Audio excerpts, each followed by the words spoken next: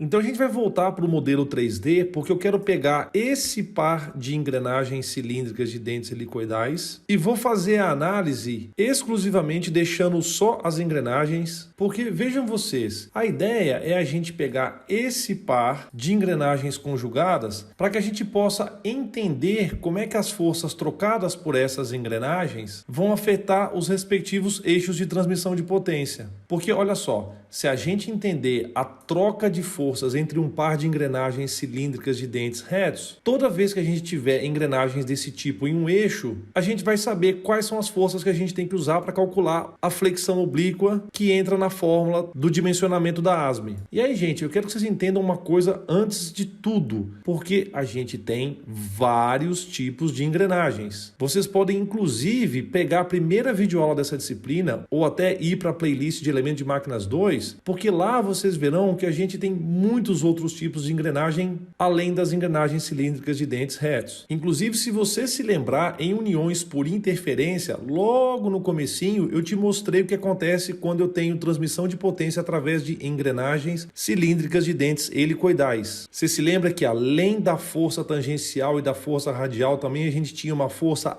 axial? Então, só que em Elementos de Máquinas 1, na disciplina de dimensionamento de eixos, a gente só vai estudar esse tipo de engrenagem que você está vendo na tela, que são as ECDRs. Mesmo porque, do ponto de vista do momento fletor, a gente não tem diferença se existe força axial ou não. Por isso que a gente vai pegar esse par aqui para entender as forças trocadas entre os dentes que estão em contato. Para que as engrenagens estejam engrenadas, ou seja, conjugadas, as rodas dentadas têm que possuir o mesmo módulo M. A representação das engrenagens ela é feita nos desenhos técnicos através do diâmetro primitivo. E o diâmetro primitivo, a gente costuma chamar de diâmetro mesmo, ele é o módulo das engrenagens vezes o número de dentes delas. O módulo está relacionado com a dimensão da ferramenta que usina os dentes. Então, de um jeito ou de outro, o módulo é um indicador do tamanho do dente. Então, vocês estão vendo que nesse par conjugado, o módulo é igual. Só que, obviamente, você consegue perceber que essa engrenagem grandona aqui tem mais dentes do que essa engrenagem pequenininha. Então, obviamente, o diâmetro da coroa vai ser maior do que o diâmetro do pinhão. Pois bem, nosso objetivo aqui é tratar da troca de forças nos dentes, porque a troca de forças vai influenciar o cálculo do momento fletor dos eixos de transmissão de potência. A gente vai fazer uma suposição de que a troca de forças entre os dentes é pontual. A gente vai fingir que os dentes se tocam só e somente só em um único ponto. Então, o dente da engrenagem de cima vai se conectar com o dente da engrenagem de baixo através de um contato entre um ponto específico. Essa simplificação ela é bastante válida do ponto de vista do cálculo de forças. Então, ela serve muito bem para o nosso propósito, que é a determinação do momento fletor M que aparece no eixo de transmissão de potência. Vocês devem se lembrar que cada local do eixo, eu estou fingindo que isso aqui é um eixo, estou fingindo que as engrenagens estão inclinadas em perspectiva. Cada trecho do eixo tem um momento fletor diferente, porque cada trecho dista diferentemente dos pontos de aplicação das forças. Esse momento que eu estou falando para vocês é esse momento que aparece nessa região da forma da ASME. Quando eu falo nessa região é porque a gente tem aqui uma parte da forma da ASME que está relacionada com o momento fletor M, com o limite de resistência à fadiga SN com KFF, que é o fator de concentração de tensão que multiplica o momento fletor, e essa outra região, ou seja, essa outra parte da fórmula aqui, lida com o torque que aparece na seção, o KTT é sempre 1,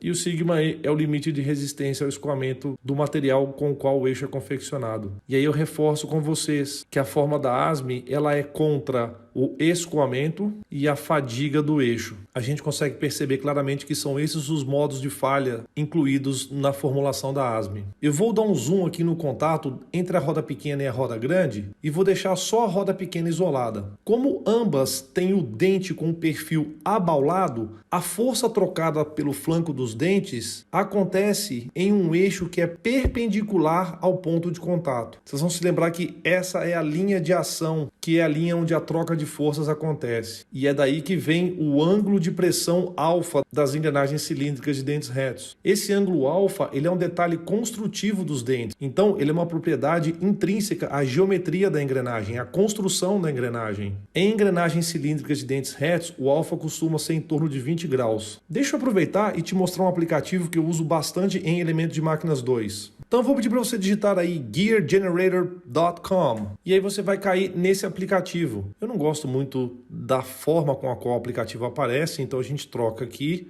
Vamos ver? Agora sim, bem mais bonito. Então você pode, por favor, por conta própria, mexer no site aí, entender como é que esse aplicativo funciona. Eu vou rapidamente mostrar o que é interessante, eu vou remover todas as engrenagens, vou deixar só uma engrenagem para que você possa entender o seguinte. Eu vou deixar essa engrenagem para te mostrar o que acontece durante o processo de fabricação, utilizar ângulos de pressão diferentes. Aqui nesse aplicativo, o ângulo de pressão aparece nesse campo, Pressure Angle. Então esse aplicativo serve apenas como um auxílio para que você possa compreender a fenomenologia das engrenagens cilíndricas de dentes retos, que em inglês são chamadas de spur gears. Então eu vou manualmente modificar o ângulo de pressão até o mínimo que o programa me permite. Percebe que o programa permite que eu faça um ângulo de pressão mínimo de 12 graus. Eu vou aumentar o tamanho da engrenagem só para que você possa ter uma noção melhor do que acontece se eu manufaturar uma engrenagem com ângulo de pressão igual a 12 graus, ou obviamente, se durante o projeto eu fizer uma engrenagem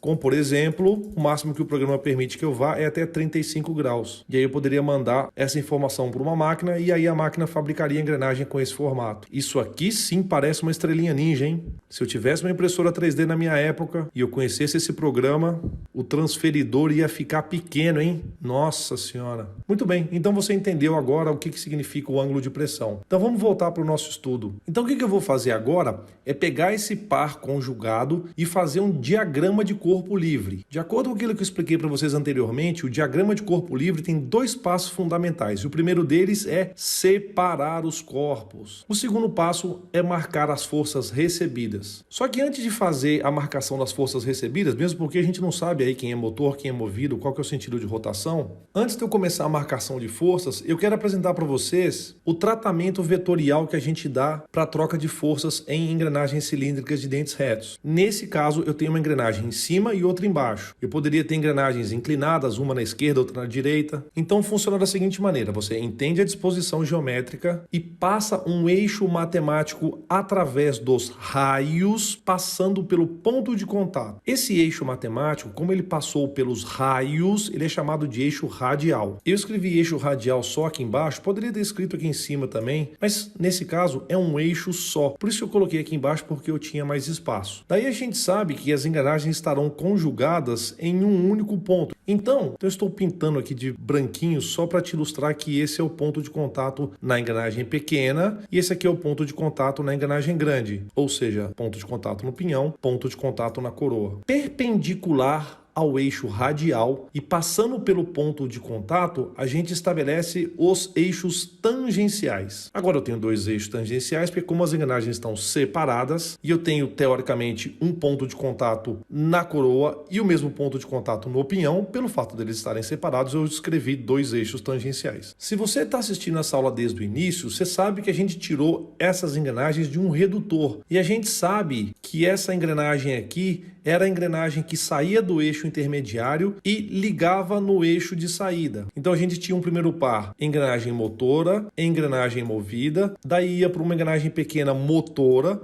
que é essa daqui, conectado com uma outra engrenagem movida, que é essa daqui. Só que para quebrar esse estigma de que sempre a engrenagem pequena é a motora, eu vou começar um novo exercício e dizer que esse par que a gente está estudando faz parte de um dispositivo no qual a coroa é uma engrenagem motora e gira no sentido horário. Então tá aqui, estamos começando um novo exercício. E quando eu falo que a gente está começando um novo exercício, eu quero te dizer o seguinte: o enunciado tem que te dar essas informações de quem é motora ou quem é movida.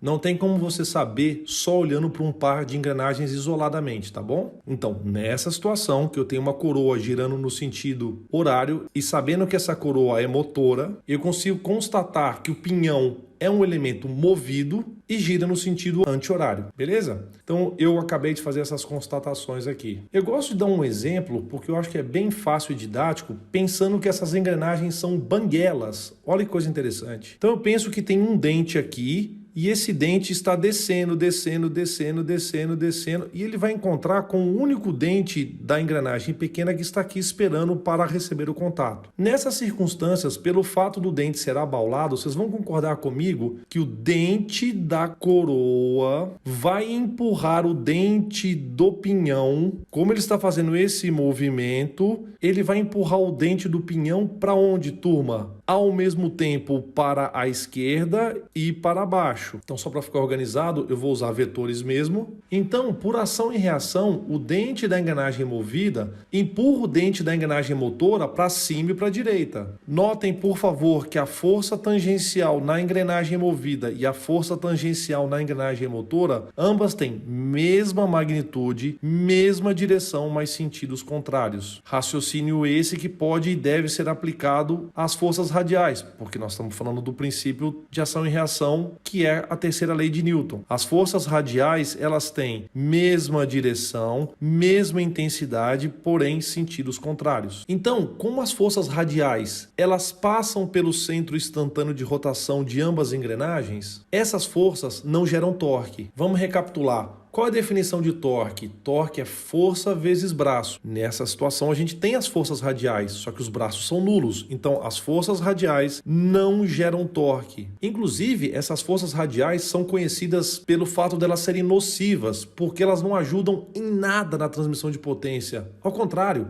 elas só sobrecarregam os eixos e os mancais. As forças radiais são um efeito colateral inevitável do fato do dente ser abaulado. Então, o ângulo de pressão alfa, ele influencia em aumentar ou diminuir a força radial, mas ela continua existindo e ela continua a ser nociva. As únicas forças que geram algum tipo de benefício são as forças tangenciais, porque elas geram torque. Recapitulando, o que é torque? Força vezes braço. Eu tenho as forças, que são as próprias forças tangenciais, e eu tenho os braços, que são respectivamente os raios dessas engrenagens. Então, pelo fato delas terem braço não nulo, as forças tangenciais são bastante úteis. E, gente, eu já falei para vocês, a força tangencial na engrenagem pequena é igual à força tangencial da engrenagem grande, ação e reação. Só que como os braços são diferentes, quem tiver o maior braço vai ter o maior torque. Então por isso que o torque na engrenagem maior é maior do que o torque na engrenagem pequena. Então o torque que é gerado na engrenagem grande, por exemplo, é a força tangencial da engrenagem grande vezes o diâmetro da engrenagem grande, que no caso aqui é o diâmetro da coroa, dividido por 2. Ora, como é que calcula o diâmetro da coroa? É o módulo vezes o número de dentes da coroa. Então a gente sabe, obviamente, quem tem o maior braço vai ter o maior torque. Na engrenagem movida, o torque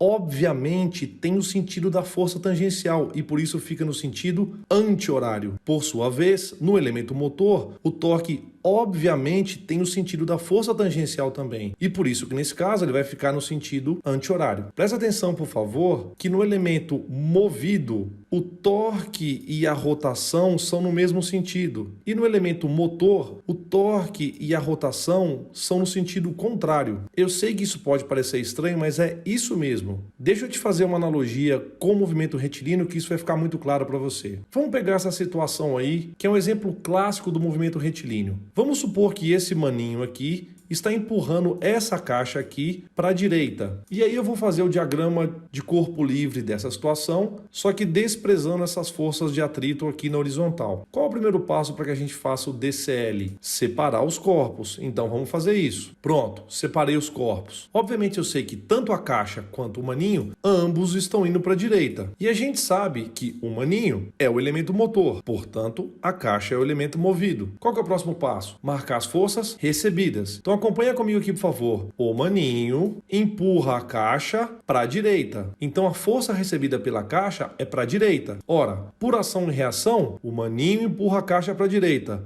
Portanto, a caixa empurra o maninho para a esquerda. Prestem atenção que ambas as forças FT, força tangencial, elas têm a mesma direção, que é horizontal, a mesma magnitude, porém sentidos opostos. E preste atenção que nesse caso você não se incomodou, porque no elemento movido, força e velocidade são no mesmo sentido. E no elemento motor, Força e velocidade são no sentido oposto. Então, qual que é a regra? Quer saber para onde os corpos estão indo? Para onde os corpos estão se movimentando? Você olha para o sentido das velocidades. Quer saber quem é motor, quem é movido? Faça a comparação da força recebida com a velocidade. Como nesse caso a gente tinha um movimento retilíneo, a gente olhou para a velocidade tangencial. No movimento circular é a mesma coisa. No elemento movido, torque e rotação são no mesmo sentido. No elemento motor, torque e rotação são no sentido contrário. Quer saber para onde o elemento está girando? Olha para o sentido de rotação. Quer saber quem é motor, quem é movido? Compara o torque dele com a rotação. Se forem contrários, é o elemento motor. Se forem no mesmo sentido, eu estou falando do elemento movido. Doido demais, né? Então, um resumo rápido aqui. Se você quiser constatar uma regra, a força radial sempre tenta separar as engrenagens. E a outra regra é que a força tangencial é sempre ela quem dá o sentido dos torques. Então aqui eu vou deixar registrado só um resumo do que a gente falou até agora e apresentar as fórmulas das forças. A força tangencial é quem causa o torque. Torque é força vezes braço. Como o braço é metade do diâmetro, então a força tangencial é 2 vezes o torque dividido pelo módulo vezes o número de dentes. Então aproveitei e deixei aqui explícito o sentido do torque porque ele acompanha o sentido da força tangencial. A força radial, por sua vez, ela é calculada a partir da força tangencial e do ângulo de pressão. Então, uma vez que eu tenho a força tangencial, eu consigo calcular a força radial através da força tangencial vezes a tangente de alfa. E daí a somatória vetorial das forças tangencial e radial dão a força no flanco do dente. Presta atenção que essa força é inclinada de acordo com o ângulo de pressão alfa que é sempre fornecido no enunciado do exercício. E aí, só para a gente deixar claro, eu sempre terei, na pior das hipóteses, engrenagens ou diferentes de tamanho ou do mesmo tamanho. Então a relação de transmissão entre dois elementos, ou seja, entre duas engrenagens conjugadas, vai ser ou igual a 1 ou maior do que 1, porque eu vou calcular o diâmetro da engrenagem maior dividido pelo diâmetro da engrenagem menor. Se vocês quiserem simplificar, como o diâmetro é módulo vezes o número de dentes, aqui em cima vai ficar MZ da maior dividido por MZ da menor. Se vocês prestarem atenção, a gente pode cortar os módulos, então a relação de transmissão vai ser o Z da engrenagem maior dividido pelo Z da engrenagem menor. Ficou horrível, né? Mas tudo bem, você conseguiu entender. E aí eu recomendaria que você fizesse o diagrama de corpo livre para as seguintes situações. Considerando o pinhão como número 1 e a coroa como número 2, eu recomendaria que você fizesse o diagrama de corpo livre para as seguintes situações. Cada hora variando uma. Vocês vão ver que na lista de exercícios a gente tem a resposta de todas elas. E aí também como um desafio, fazendo um contato entre 3 engrenagens, tentar fazer as mesmas coisas. E na hora que você tiver monstrão, pediria para você também fazer o diagrama de corpo livre dessas 3 situações que eu apresentei para vocês aí. Beleza? Então na próxima aula eu vou abordar com vocês transmissão de potências através de polias e correias. Valeu!